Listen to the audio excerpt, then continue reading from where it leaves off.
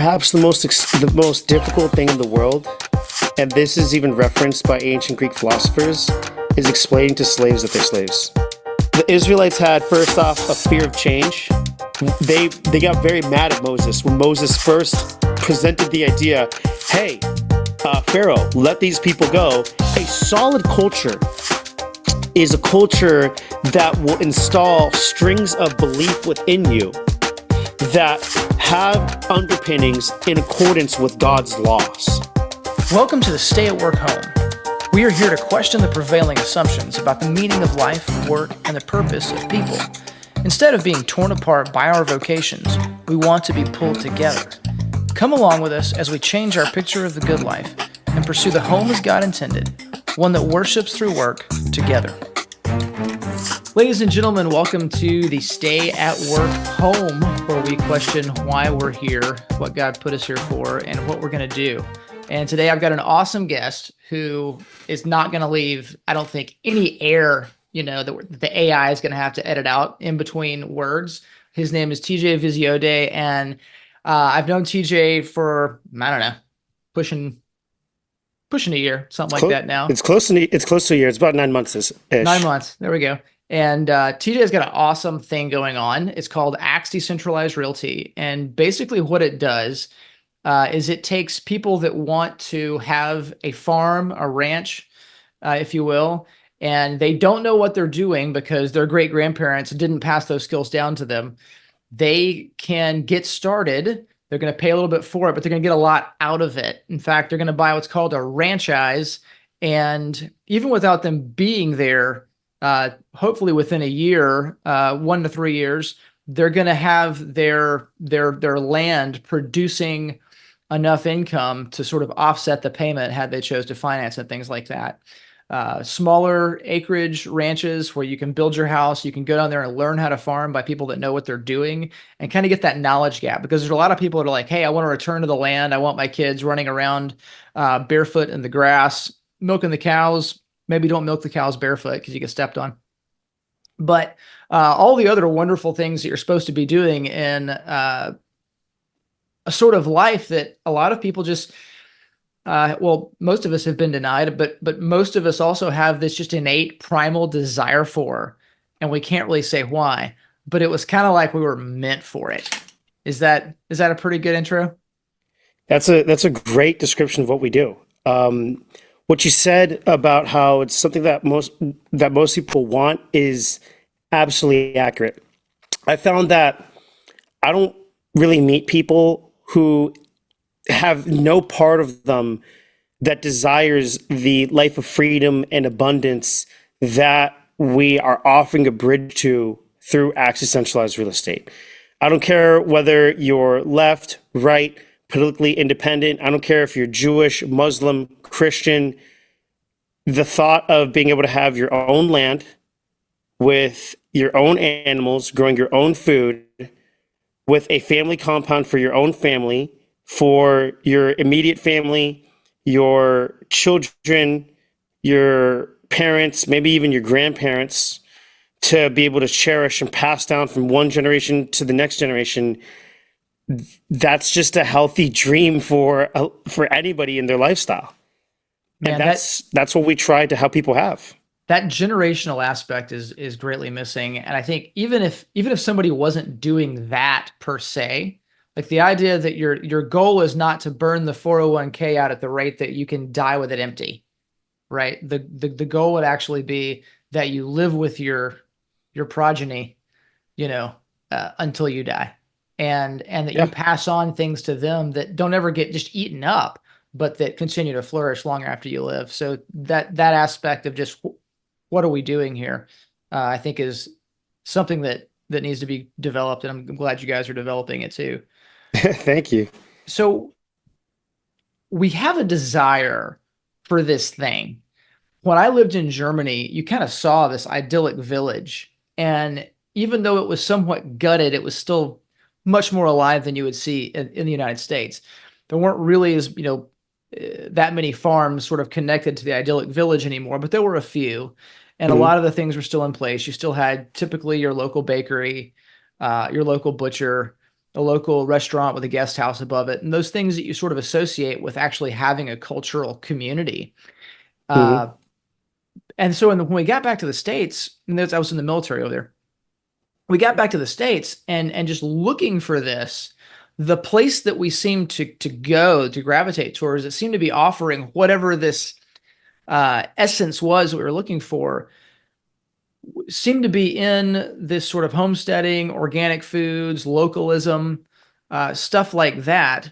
And so there was a desire for that, at least what's in that picture. But typically in the picture, everything is green. It's not terribly hot. It's not terribly cold. It's not dry as a bone, and it's not muddy. And in the picture, you're in your brain, you're probably not sweating, but in the actual reality of it, you're going to hit all those things, and you're probably going to be sweating, and you're going to be dirty. And so, what a lot of people find when they actually do go purchase that piece of property, go try to live that dream, is that it's a whole lot of work. So even if you do, and I think it's huge that you guys help bridge the knowledge gap, because it seems much less futile. Add some hope, a light at the end of the tunnel when you actually can see your way out. But it's not just the knowledge gap. It's also do I desire to sit here and bust my butt and sweat and be cold, to do hard things? How are you seeing that happen in your community and in your family? So there's so much to respond to with regards to that. I would say that what we bridge isn't just the knowledge gap. We help bridge the gap that you just mentioned, which is that work gap. It's that Mhm. it's that working in a zone of uncertainty, in a zone of chaos. We help people mitigate that as well. Because when I look at our core audience, the families that join us at Axe, very often they're they're successful entrepreneurial families that are running a business that does very, very well for itself. Mhm. And it does so well for itself that it's just not realistic for them to be running that business and at the same time building up a homestead that's an hour and a half outside of the city. Mhm. Like just the other day, we had a gentleman who joined us who he's an NBA player, Oh, and he wow. wanted to be able to have his own private area to go relax away from the world. Yeah. And I talked to him about how nice it is. Like he told me how nice it is to have a place where he's not judged. He can go and enjoy it. But at the same time, he has 5 a.m. practices. He's Yeah. working hard, but in other spheres. Yeah. He's not going to be able to get up at 5 a.m. and practice for the NBA and also milk cows and also put together his cow and do all these other things. He's not going to be able to do that. Yeah. So when he approached us, he said, this gives me that chance. Like I worked hard at this other sphere. I want to use my money to save me time, right? There's this great saying that one of my mentors has. He says the different levels of entrepreneurship. He says level 1 is trading your time for money. Level 2 is trading your money for time. And Axe represents a big trade of money for time. You get all that Mhm. time back. He has his franchise is operational right now. We get franchises, they have all the animals up and running within 90 days. Okay, so Wow. he has a Jersey cow, he's got 4 Wagyu beef cows, he's got 600 chickens, all of that in under 90 days. Operational, right? That's epic. That he would You have never can't been do able to that. have that. Yeah.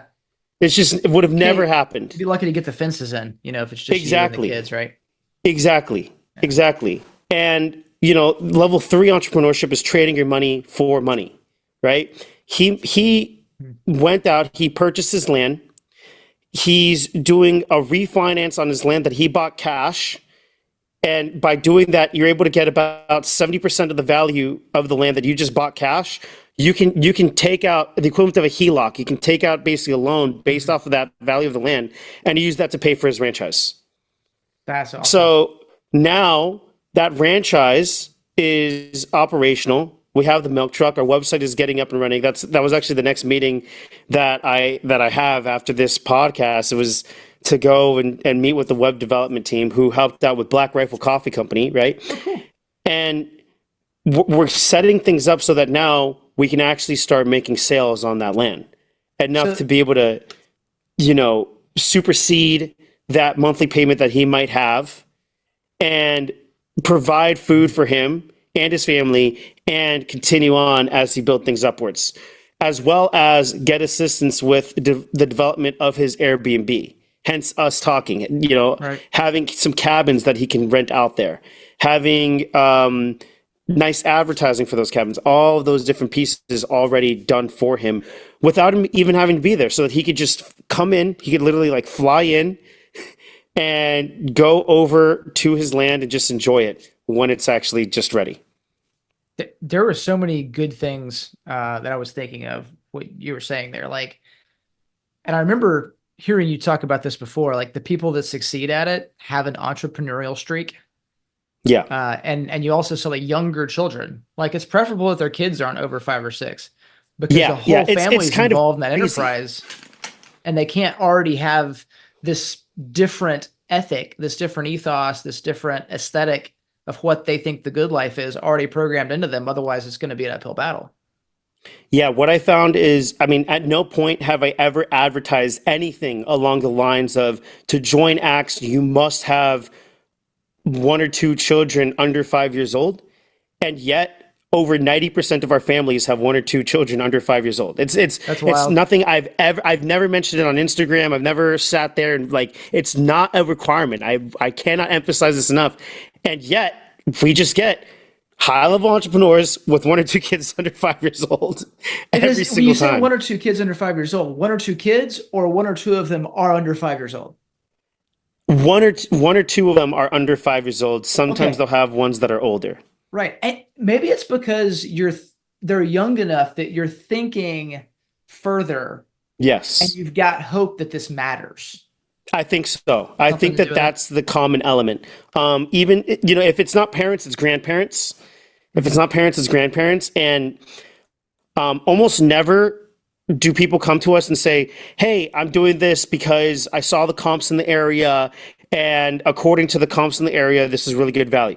Even though Yeah, the fact of the matter is, actually, we do they're not provide bad. really good value. Yeah. Like our Florida property, we're getting the appraisals back, and they're praising above what our asking price is, which shows like this is by definition, by legal definition, That's that's cool. good value. That's good value. Yeah. But people always say no. It's I want something for my child, whatever the child's name is. Like I want something for him or her. I want him or her to be growing up around other kids that Mhm. have these values.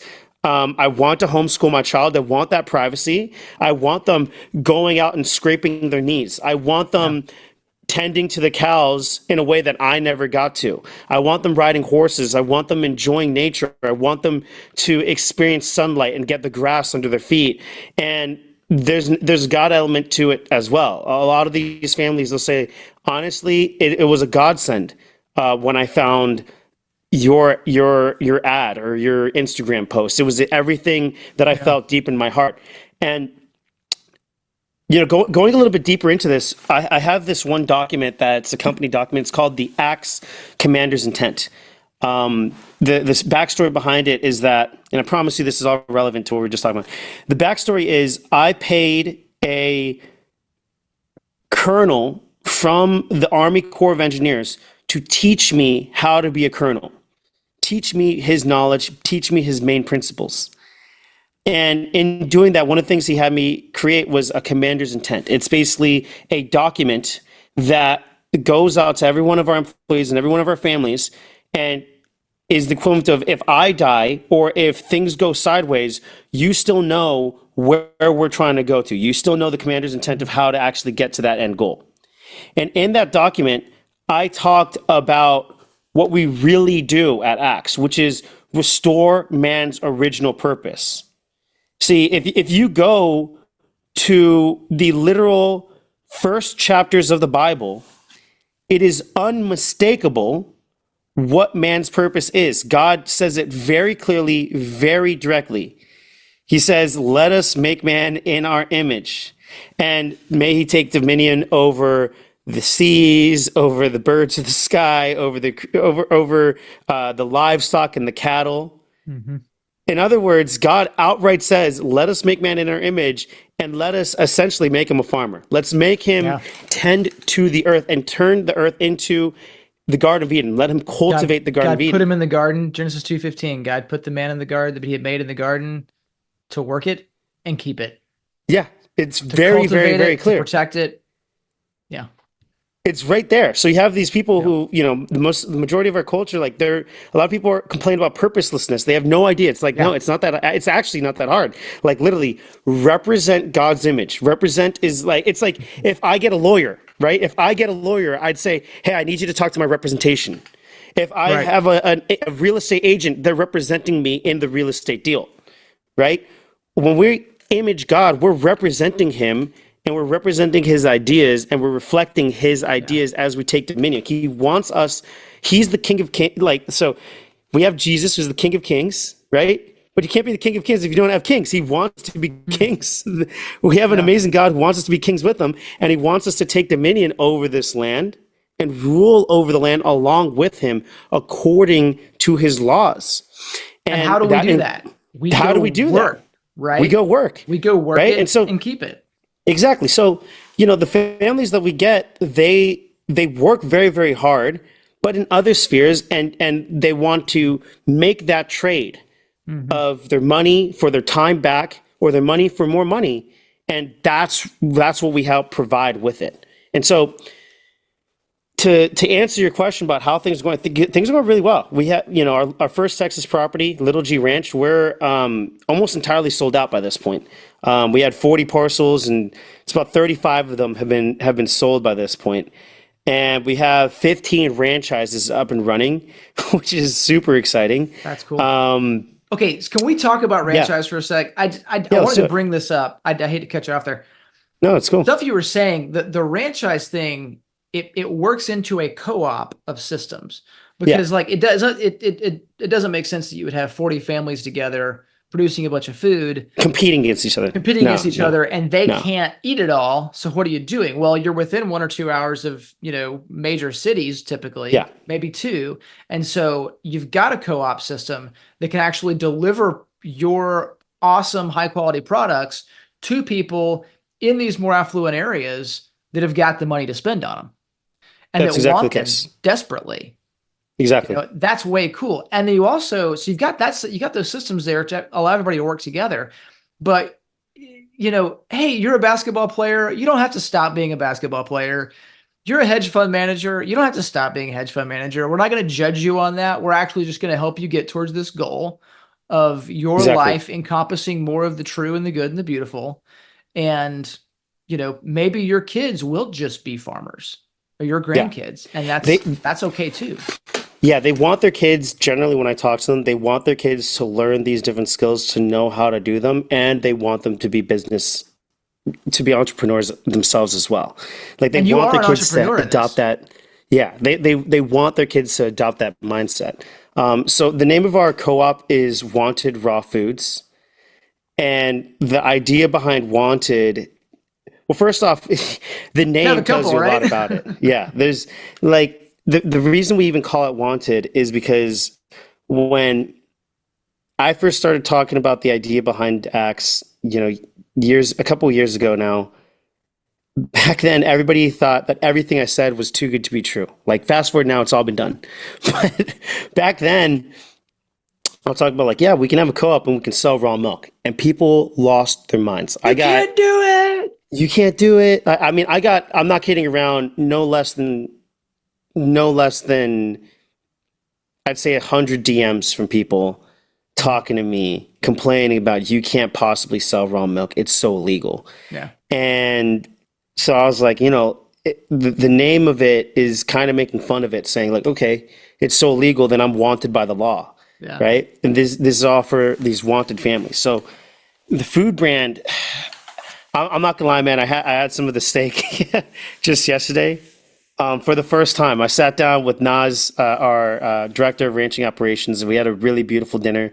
We had some of our skirt steak, we had some of our pork chops, we had some bacon, and we had some ground beef tacos, all grown on Little G. Oh man. This is not an advertisement. No, it was actually the best I've ever had in my life. When am I We coming over? Yeah, no, but please. What I recognized Uh, while eating it, and for anybody listening to this, if you've never experienced it, you just a lot of the meat that you might typically eat is grain fed. Even though they yeah. say it's organic and all this other stuff, it still is grain fed. And cows are not meant to be eating grains. Mm-mm. So when you eat a truly grass fed cow, truly grass fed, truly organic, truly chemical free cow, the taste is very different than what you would ever expect.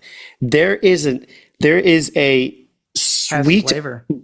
yeah, it has flavor. It's nutritionally dense and it has this sweet grassy kick at the very end that indicates the health of the cow. So it sounds weird, but I could taste the grasses from little G at the very Yeah. end of the steak, and it's like this flavor profile of like meaty, salty, and then slightly sweet at the very end, Mhm. almost candyish at the very end. Not exactly minty, but just it's just this small Yeah. indicator, and it's so different than the Walmart or the Kroger or the Costco meat that you would find out there. That every one of us independently were just like. It was almost somber because we were like, wow, wait a minute. It Everything we've works been eating this really whole time. good. But yeah, we've been poisoning Like, ourselves. yeah, like it was just, it created such a stark contrast to what Yeah. everyday life was. It was just like, whoa, wait a minute. When I lived in Germany, I like the steaks were totally different and I didn't know why. And like later on while we were there, we found out that most of their beef that they were in their steakhouses was South American and it was Mm, finished on green alfalfa. mm, So not the grain, but just the green plant. So and I was always looking for it. Of course, you can screw it up too. And I don't and maybe you can this is not supposed to be a podcast about how to raise cows, but like I've had grass-fed beef that was like super gamey and kind of venison tasting, like bad venison or yeah, something. But I've I also know had what you're talking grass-fed about. beef that is just epically good. In fact, we had a Jersey that was in our freezer last year, and Mm, there's a half Jersey in the freezer this year, but that came from our friends. Like we know the mm, couple of acres where it lived its life, and it's a nice couple of acres. And it's amazing. Absolutely amazing. yeah, it can be, there's an important combination of the breed of it as well Okay. is really, really important. The breed is really, really important. So we have, what we ate yesterday was some of our Angus. We got some top flight Angus, Mhm. but we actually had processed those Angus to make way for exclusively growing Wagyu. We have red Akaushi Wagyu is our latest ones, and it's Not in just the it's the same way ballpark. that the way it processes nutrients and stores fats in it. It takes out that gaminess. It takes out that like Oh wow. kind of venison type feel that you might be referring to. I know exactly what you're talking about, Yeah, but yeah, it's sometimes that breed choice and the grasses that you might have there that change it up. that's cool. Well, I want to make a little bit of a pivot Please, yeah. because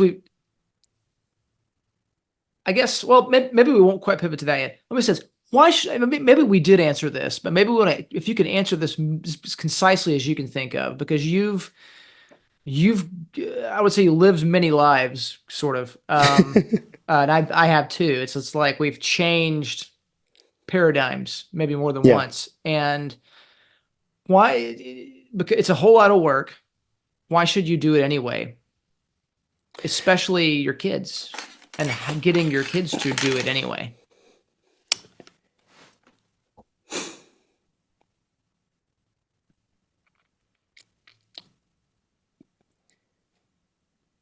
Perhaps the most difficult thing in the world, and this is even referenced by ancient Greek philosophers, is explaining to slaves that they're slaves. It's Oh, outrageously difficult, and this is found in the cave story, Plato's cave story. Um, oh yeah. most people live in a shadow world, Mm, like slaves chained by the neck, looking at shadows. They're eating shadow meat. They're working shadow jobs. They're serving shadows on the TV with political puppets that talks to them about independence and freedom, whether it's Trump or Kamala. And all of that is shadow. All of that is nothingness. And it's hard Yeah. for me to explain to a slave, no, that's really truly you working for all that stuff. That's all fugazi. That's all nonsense. Now, in the Bible, in the Pentateuch, we have the description from Exodus all the way through, all the way through Deuteronomy, right? Of what happens when you take a slave out of their comfort zone, Hmm. bring them to the wilderness, and try to make them enter the promised land. I don't want to do it. I want to go back. They don't want to do it. Yeah. I have this concept for a book I'm thinking about writing up called Israelite Syndrome, because in having run Acts, we have 1,500 people in our online forum. We have 275 families that have like paid their postal reservations. We have, 35 families on Little G. We've got another 50 families for Florida. We got 20 families in Tennessee, 30 families in California. Like, I see patterns. When you have that many people that you're talking to, literally hundreds of people, like core people who've bought 1,500 in the forum, then 250,000 on the Instagram, you see the patterns. Yeah. And again, these patterns are no different. It's just a digitized form of the Israelites, the syndrome of mental illness that you found within the Israelites in the Pentateuch. So let's look at it. The Israelites had, first off, a fear of change. They got very mad at Moses when Moses first presented the idea, hey, Pharaoh, let these people go. And the Pharaoh, to try to scare all of the slaves, said, I'm going to make life more difficult for them. So they said, how dare you, Moses, try to get us to leave this? You've made our life much harder, much more difficult. Then a sense of doubt and fear of whether or not it's even possible. You should just give up. You should just quit. It's too good to be true. Trying to leave Egypt. Are you kidding me? They're the most powerful nation on the planet. They got the most powerful gods on the planet. This is ridiculous. Then a passivity. The Israelites just stood there passively while God sent over different plagues. That was war. They could have done all sorts of revolutions during that, but they just stood by. They could have left at any point, but they just stood on by. Then there's more fear and doubt when their back is against the Red Sea and the army is coming down against them. They're sitting there saying, this is the worst thing that slaves do. They sit there and go, why, God, would you bring us out of Egypt only to make us die in the wilderness? That right there, that thought pattern, that's the automatic negative thought pattern that people have. That is the worst one possible. It's the quickest one to get God angry. God is very slow to anger, but he punishes the Israelites almost every time that they do that with some of the harshest punishments. They make it past the Red Sea, and they're on the other side and they're complaining about whether or not God can control water and give them water. Once again, asking, why would you bring us out of Egypt only into the wilderness to die in the wilderness? Why are you not going to feed us water? Here's what my point is. There's two levels. There's really three levels to it. Okay. The first level is why work so hard? It's because you have to even recognize, like, oh my gosh, like this 15-minute city lifestyle that I'm living, this little shadow lifestyle that I'm living in a shadow suburb, dependent on the grocery stores, dependent on the electricity grid, dependent on the sewage grid, that is actually a long form of slavery to keep me as cattle, as chattel, human chattel, in a system that seeps energy off of me as I trade my time for money. Step two is recognizing I need to have enough energy to actually make it out of the comfort zone. So it's hard enough just to realize it, then it's hard enough to actually take action on that. And it seems like those are the two hardest. That's what most people say, oh, step out of your comfort zone. No, it's not just to step out of your comfort zone. It's to continue walking outside of your comfort zone. That's where it really comes in, because it's none of, the secret is none of what I do at Axe is actually that complicated. All right. Like, it's not actually complicated. to rotate the cows. It's not actually that complicated to set up a bunkie. It's not that hard. It's not that hard. Mhm. Like, You just you know, have to do it. you just have to do And it. that But separates the men from the boys, so to yeah, speak. you have to do it. And it's like, okay, so is it the doing it, is the physical labor of doing it that's the hard part? Nope, Mm-mm. that still is not the hard thing. The hard thing is you against yourself. The hard thing is you doubting your Father, the Lord and Savior, who has graciously, despite all of your sins, held his hand out saying, hey, you could leave your little slave existence, and actually believing him and actually following through on that without trying to go back to your comfort zone, without trying to go back to your bad habits, without trying to worship mammon, without trying to, go back to all of these nice little places that we want to return to because of our own childhood traumas. Mm. That's what's really hard. It's when you're faced against financing issues. It's when you're faced with the realities of like, oh wait a minute, like maybe it is time for me to finally move out. It's those types of questions. It's your spouse that might not be fully on board yet, and Yeah. what you're going to be doing about that. It's about your family members and them saying, oh, it's too good, you can't do it, it's too good to be true. That's the hard part right there. That's where people give up. That's where people quit. They come up against some resistance and they, oh no, I can't do it. Oh, Yeah. like oh, I want a bunkie, but I can't figure out, this is a dumb one. I get it all the time. But I can't figure out septic. I can't figure out what I'm going to do for a fire pit. Does It's it like come with a bathroom? I'm like, your house doesn't come with a bathroom. You have to build one. you have to You build know? one. Like it's not that hard, but it's that. But like each one of these questions that people come up with, they're Yeah. actually automatic negative thoughts that are covered over by the veil of a question. They're covered by a Yeah. veil of doubt, and people don't understand. Man, this is some fire stuff right here. People Mm. don't understand that doubt is a belief just as much as faith is. They don't understand that. Mm. They don't understand that doubt is just as much of a belief, and that every single time they try to negotiate themselves out by questioning, they ask questions in the sense of, let me not do things. Yeah. It's getting out of that, this phase of I'm questioning everything to not move forward. They need to switch it Yeah. to, let me ask questions on how I can move forward. And that's a very difficult switch for most people. It's huge. And we actually, me and Becky were talking in a previous episode, my wife, Becky. Fear attacks greatness. It doesn't Yeah. attack mediocrity. Like people Yeah. don't run around just, well, I mean, you're pretty weird if you run around and just think, man, I really gotta stop relying on the electric grid, because it's got vulnerabilities. Ugh. Nobody gets scared of that. And part of that is because you have no responsibility for the grid, right? Unless you happen to work for the power company. And if you do, you know more about it, and you know that you can fix things, and that nothing's sort of as centralized and complicated as you might think, and you can work with it. But it's also there are vulnerabilities, there are local problems or whatever. But the whole thing is you're not responsible. So to go out on your own, to leave the plantation, so to speak, now you're responsible. It's on Yeah. you. And that's a very scary thing for a lot of people. And you talk about, living in the shadows, eating the shadow food, having the shadow career and so forth. I was trying to figure out a lot of what this particular ideological journey for me has been about, was addressing certain things about Western society that I found in a book called Tribe by Sebastian Junger.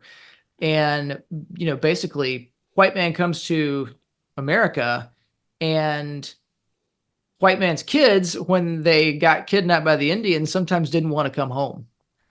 And a lot of people that ended up, whether they were kidnapped or not, they just happened to join them while they were there. They're like, we kind of like this existence.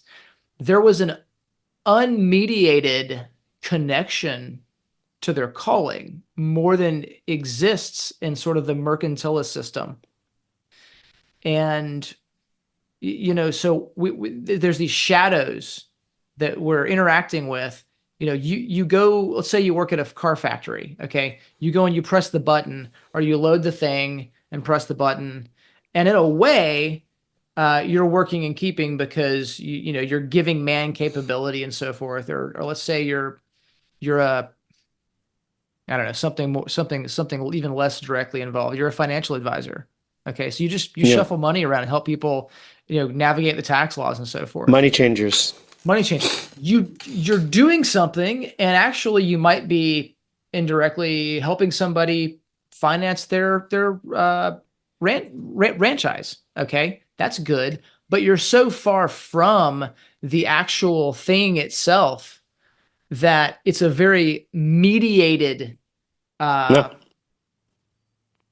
relationship. It's not direct. And so you can lose the fact that you are participating in it. And so, maybe, hopefully, people that, because I don't think the world of finance is going away. The world of real estate development is not going away. You don't want it to go away. We need to be able to see that. But it's really good to have a piece of our lives that sees it much more directly. exactly. Very especially good for You children. need to get it's, you know what it's like? You know what it's like? It's like right now I'm sitting in I'm sitting in my studio room, right?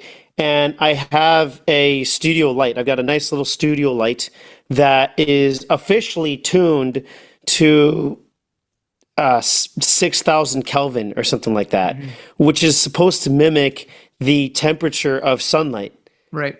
That's not sunlight, It's but that's synthetic. not sunlight. It's synthetic. It ain't Yeah. the real thing. You need to go out there and touch It and doesn't have the feel. lumens that you would have in Exactly. sunlight, and your body doesn't respond to it.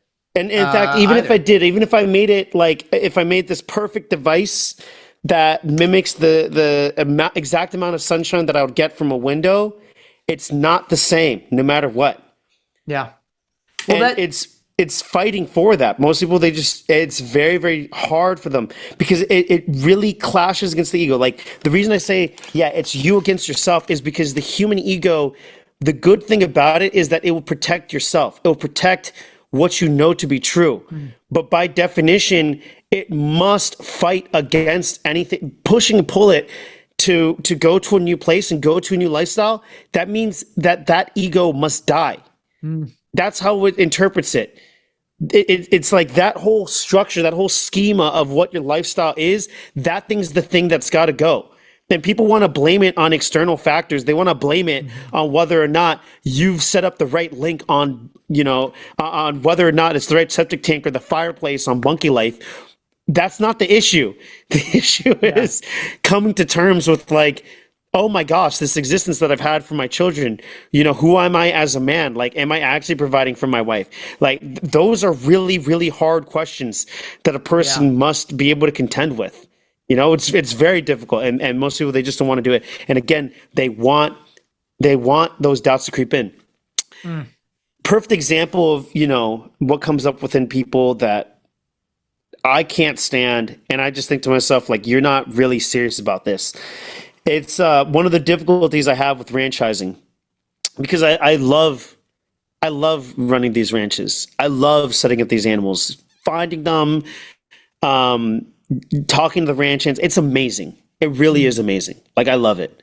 Then you're an But- extrovert like me. So I Yeah. mean, Like the interaction but is a reward in itself, and then actually see something flourish from it. yeah, grow. it's really cool. Wow. But this is an example of a garbage mindset that I'm like, when people come to me with this, I'm just saying to myself, like, you're not going to make it.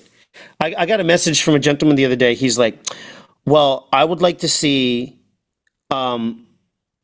every single part that's already been laid out, already been done, already finished on every single part for all the franchises, plus a pro forma for the next 2 years of exactly what dollar amount. And I want to see people with paychecks in hand already from the franchises, enough to more than cover their land and their home costs and retire them and their family, because I like to have all of my ducks in a row before I get started with absolutely anything. And if I see all of that, then I'd like to get started. He wants to be a slave. Like you're not, there is I want somebody absolute- else to take all responsibility for me. Exactly. I don't Take want to own all anything. risks. I want to rent everything and be happy.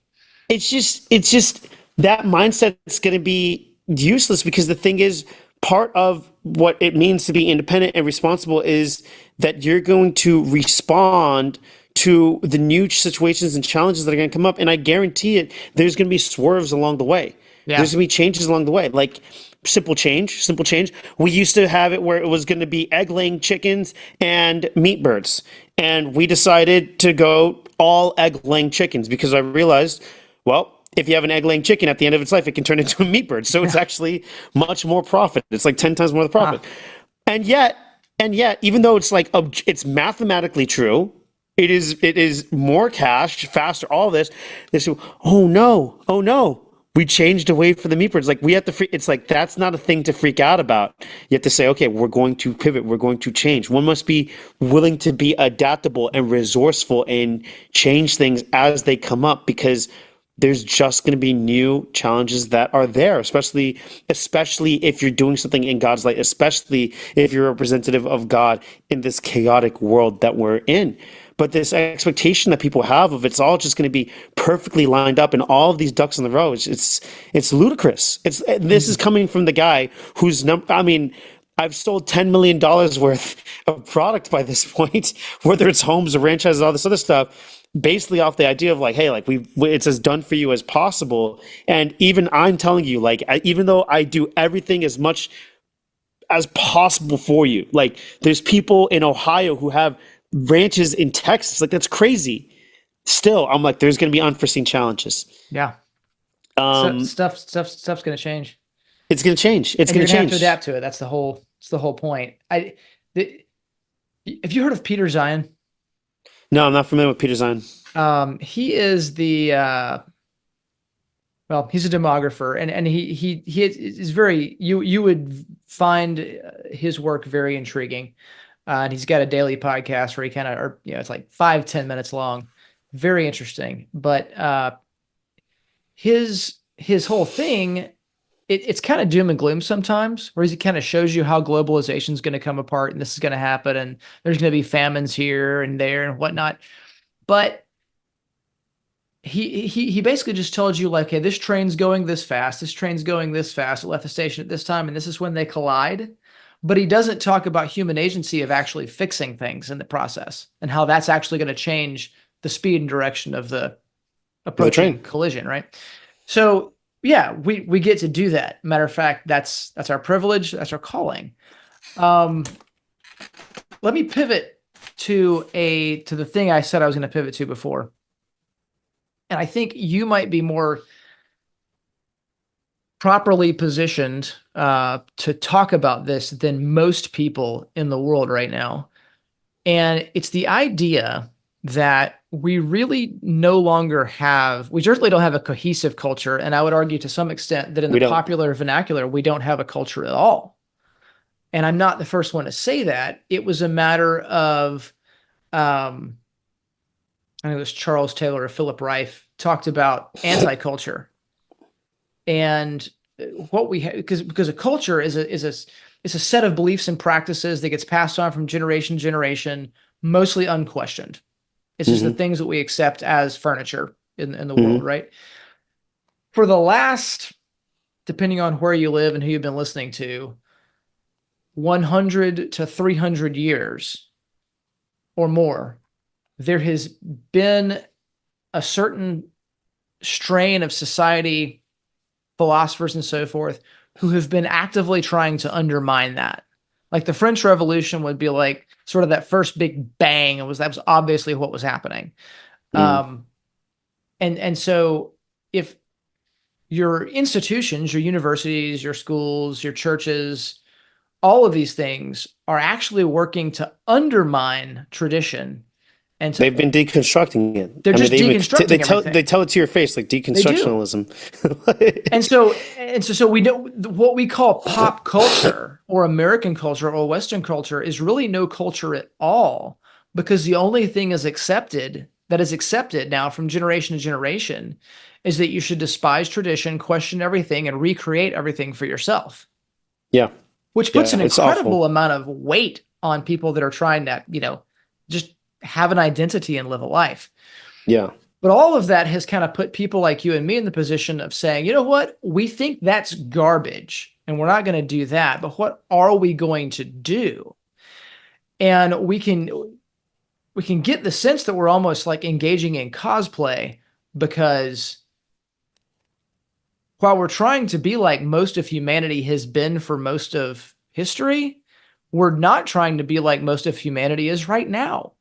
We're doing Yeah. something very different, and something that there's been a bit of a historical gap. Like, we have to go back and look at what people were doing before. And so we're sort of creating a synthetic culture, and you're doing that on the farms there. You're creating synthetic community. Yeah. So how is that gone? What's that look like? It's actually, I mean, I would say like, I mean, creating acts, like I'm the architect of the whole, I mean, really all credit goes to God. All credit goes to the Holy Spirit. I'm an idiot. TJ Visiodei is an idiot. All credit He's willing goes to try crap. Yeah, but Let's but do the it. Holy Spirit gets full credit for everything. But part of my responsibility is I literally have crafted and put together the culture for Acts. Now I've got a very, you're not gonna, we talk about pop culture references, but in this case it's actually a really good one. If you haven't already, I highly recommend you watch the movie Inside Out 2. It's actually a really Only good one. movie. I haven't seen two. My kid Yeah, said it's it was worth great. it to watch. It's worth it to watch Inside Out 2. Anybody listen to the podcast, Okay. it's actually worth it to watch. Now, the reason is because they have they have some beautiful metaphors in that movie. To me, I don't even see it as a movie, it's just a psychology lesson. Yeah. I don't even see it as a movie. So they have this beautiful depiction of how a sense of self is created. And in the depiction, you have the stream of consciousness, and you have some little pieces of memory that float down the stream of consciousness to the very base of it, a little basin where all the water collects. And from those memories, you have these strings that shoot upwards, that if you pluck any one of those strings comes a belief. And these strings of belief all come together like the strings of a guitar, like a musical element, to be played as your sense of self, as who you believe yourself to be. Oh, wow. So one string might be, I'm making this up here, okay? But one string, like for me, a string of sense of self for me is like, I'm the CEO of Axe, right? That's a belief string. Another one might be like, I am a good father, right? And so based off these little beliefs, people interact with the world. They make decisions. They come up with new situation, and they run it through these filters on like, what is the appropriate mode of action? Now, in the movie, they talk about it as sometimes these positive strings and sometimes more negative strings, right? And my claim, like when I watched that, I was like, that is so beautiful. It's so accurate, is that one can start installing these little strings of belief, these core beliefs within themselves, but do it based off of a reference to the Bible and the patterns that laid out within the Bible. If one does that, if one examines their little strings of belief and relays it to like, hey, is this actually reflected in the Bible? Then one can really create an even stronger identity. And one can make those strings of belief based off like, what would Jesus have done in this situation? What would he have asked in that situation? A solid culture is a culture that will install strings of belief within you that have underpinnings in accordance with God's laws, such that as you're just naturally growing up through your life, it doesn't have to be this crazy difficult thing. It's a very easy installation process, such that you have functional strings of belief in accordance with God's laws. When families come to us, these entrepreneurial families with 1 or 2 children under 5 years old, what they're really paying the money for, what they're paying a premium for, is they're paying for the fact that they're living in a culture that their children will grow up and naturally interacting with them and interacting with their neighbors and interacting with the ranch hands. Those kids are going to have unbelievably strong strings of belief.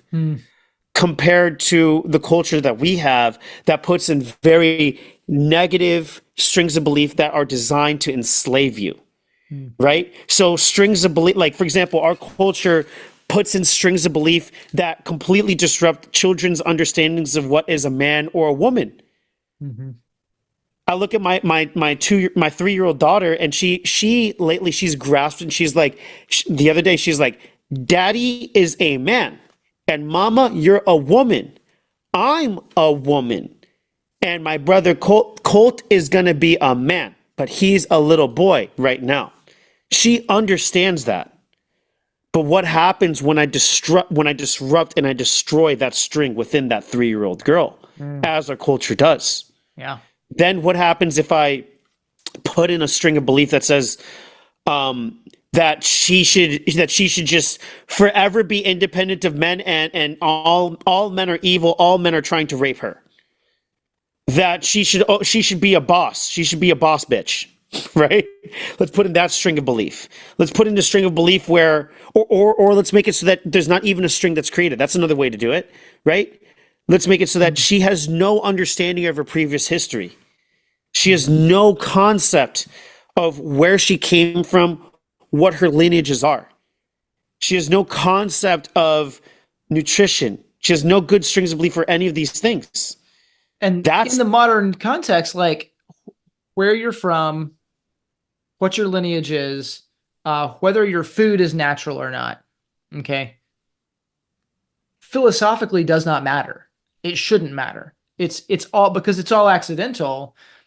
You know, whether it was, synthetically created human meat in a lab, to pull up something that's been talked about recently, yeah. versus grass-finished Wagyu, shouldn't matter. If we can measure the nutrient counts of certain things in there, we can put a number on them. That's all that matters. Should not, theoretically. But there's no meaning to it. It's to completely collapse meaning, and that person and their identity collapses with it. They have no meaning. And now, if I've completely collapsed their identity, and I can put in those strings of belief that I chose beforehand, I can control them really easily. And for anybody listening, I mean, I that's what I do. That's how I built Axe. Like I happen to be benevolent. Like I happen to be working as best as I can to be a child, to be in accordance with God's original intent and his law and his, what he wants for all of his children. But I know that there's people who are just as knowledgeable as me in the topic of psychology, that they want to collapse that. And it's very intentional. So do you describe it as like, it's like an anti-culture, and it's a washing of culture. It's how you brainwash. That's really what it is, right? These strings of belief that we're talking about, they are the most unquestioned pieces. That's what's so difficult about it. That's why I was like earlier, I was like, yeah, for a lot of people, it's, if you're leaving that comfort zone and you're going into that wilderness, like those strings are going to be challenged. They're going to be really, really challenged. What happens for a person when the only thing that's guided them up to a certain point, like let's say they are rabid, they are fans of Axe, they are a fan of you, Keith, and everything you're doing with Bunkies, right? And the only thing that's gotten them to move forward is this idyllic picture of the European green farm, right? That's the string that's allowed them to move forward, and it was what pushed them forward when they were at work, when they were spending time away from their kids. Because this is how powerful these strings are. They can get a man to completely ignore the lives of their children. Like that's a powerful string. And then they finally get to that string and they realize they must remove that string, because the reality is it's not going to be always green. There's seasons. It's going to be brown sometimes. It's going to be hard with financing. And maybe you have to work even harder than you previously worked. And it's going to smell a little bit different than you ever had smelled it before. And it's going to take a couple of months, and it's going to be very loud and noisy to get that house that you ever wanted. And you're going to have to learn this skill and that skill and this skill and that skill, and that means maybe breaking away from that originally string that was what strung you along this whole way, right? That's very difficult, but it's exactly what's necessary, and it is growth. There's nothing wrong with it. It's comparable to marriages, like a lot of people go, when I was single, I thought, man, I can't wait to find the woman of my dreams and I'll marry her and that's it. And it's like Yeah. pursuing that. But it's like when you're actually married and if you're going to be a good husband, you realize, wait a minute, the marriage is the beginning of the game. Now you thought you had a run game before. You thought you had to, be on point before. Now as a husband, you have even more responsibility. It's even more difficulty, more challenge as you make sure to take care of her as well. And you're going to have to break down a lot of these previous ideas, these idyllic ideas of what you thought a wife would be like in order to take care of, this new relationship and this new marriage. Same thing with the land. Same thing for anything that is actually worthwhile. But most people are weak. Most people don't want things that are truly worthwhile. And that's why they're willing to, just go along with the plan for all these things that are a waste of time. And that's why they don't pass it down because it was never worthwhile. Yeah. You spend your life accumulating wealth so that you can enjoy your life, and then it's over. And that's definitely, we want to change that. If, and that is the project here. It's family integrated work, enjoying mundane things. Could we enjoy washing clothes together? Let's try to do that. Yeah. I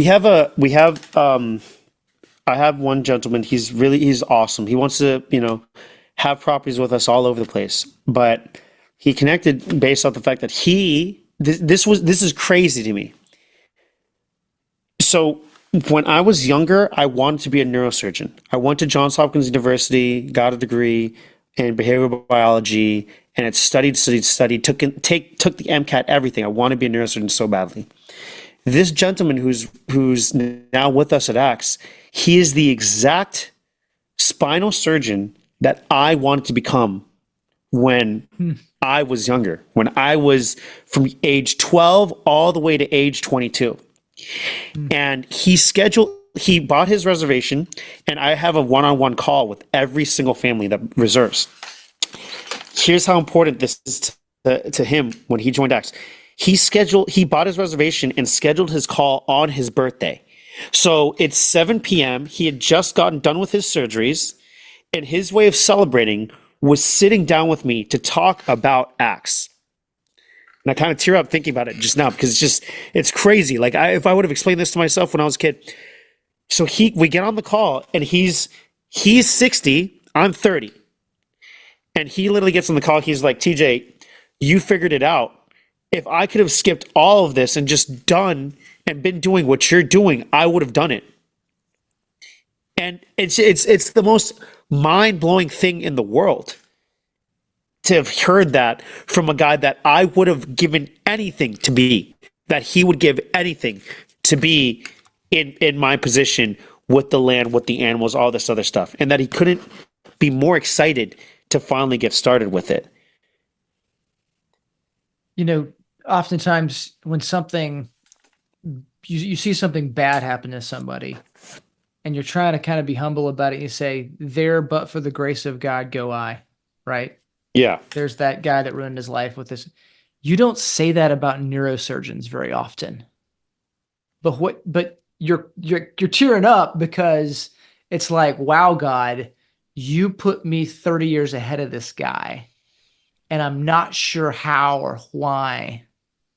Like, there, but for the grace of God. This is the grace of God that I'm here, that I forewent something that seems like a great accomplishment. When I decided to not go to medical school, there was real conversations from my parents of like, should TJ go to a mental clinic for schizophrenia? Yeah. Like it was truly just like, what, like, oh my gosh, like, is everything okay? It was one of the scariest times of my life. And I had to dissolve that sense of self that I had, that string of belief on like, I'm going to be a doctor. I'm going to be a doctor. I'm going to be a doctor. Just throw that all away. And it was very scary. And that moment was like, I mean, it was the confirmation of all confirmations. That Yeah. of something that took me, years to be able to finally get to and be like, oh my goodness. It's not like I was looking for some external comfort, but I was just like, oh my goodness. Yeah. And that was just a career-wise thing. Everybody listening to this, they're going to have to go through this same thing too. But on the other side of it, it's just so unbelievably worth it. It's so unbelievably worth it. But, will people stick to the process? Will they trust God? Will they have enough faith? Because God wants this for you, but he will ask. It's not about works. It is about faith, but the faith is shown in the works. The faith is shown in stepping out of those shadows and into what's doubtful, into what's difficult, into what's uncertain, and not having all those ducks lined up in a row. He wants you closer to him. Like, this can be seen as an exercise of like, yes, you'll get the land, yes, you'll have the bunkie, yes, you'll have the animals, all this other stuff, but that's actually all secondary. It's a long form meditation or exercise where God wants you to be closer to him and have to rely on him. And if he has to put you through challenging situations to do that, he will do that until you finally break down that little sense of self and recognize, like, oh, I need to rely on you, God. I need to in order to do this. Because there's no amount of books, there's no amount of podcasts, none of this that will just explain all of it out there for you. Even if I lined it, all of it perfectly, there will still be things that will require you to get closer to God to get this done. Absolutely. If somebody wants to get involved with Axe Decentralized Realty, or just wants to maybe get more of your thoughts on things, how do they do that? Follow us on Instagram at ActsDereal, ActsDereal. Again, ActsDereal. From the Instagram, watch our videos, then go through our FAQs. We require every single person to watch our FAQs. I don't even bother most of the time, talking to anybody until they watch the FAQs, because you're not going to wrap your head around all of it until you watch the FAQs. Yeah. There's literally 150 videos in there that are necessary. And part of the reason we do video FAQs, we don't just have salespeople. Although I could have done it, I could have had salespeople by this point. The reason we don't do it is because I want you to come to a conclusion on your own. If I try to convince you, or if you have a salesperson try to convince you on the phone, you're going to, even if you do move forward, you're going to be thinking like, oh, I just did because I got convinced. Because you're persuasive on a call. Like, no, I want you to watch the videos with your family, discuss it on your own, and then make the decision on your own, of your own volition, so that you have your own buy-in as you go through all these different challenges that you're going to have to face, even though we've lowered the barriers significantly on what it takes to have your own 10 acres of land, have your own fully operational farm, and have your own cabins or bunkies that are out there so that you can thrive in your home on your land. Awesome. What is your family's favorite thing to do to work together? We do everything together. Like it's really nice. I get to work from home. A lot of it is listening to music. So I have a few speakers, and I love dancing with my son's head to my chest, and my daughters love dancing as well. And so throughout our house, pretty much all day, every day, we have some really nice Christian music playing in some way, shape, or form. But it's not your typical. We have a playlist that, I'm not kidding around, it's called Christian bops that are so good that if you play them for your non-Christian friends, they don't even realize it. That's the name of the playlist. That's awesome. Well, thank you very much, TJ. And hopefully thank you. Somebody listens to this and they're completely blown away and they're not sure what to do at the end other than go buy 10 acres from me. Yeah, thank you, man. Thank you. Get a ranch I started. Awesome. All right. Take care. You have a nice day. All right, see you. All right, bye. This episode of the Stay at Work Home is brought to you by heartlandbunkies.com. Come check out our full line of small cabin kits that can be easily assembled by a few friends or family in just a weekend for extra space for meaningful connection, or extra income, or a home office, a homeschool room, or whatever.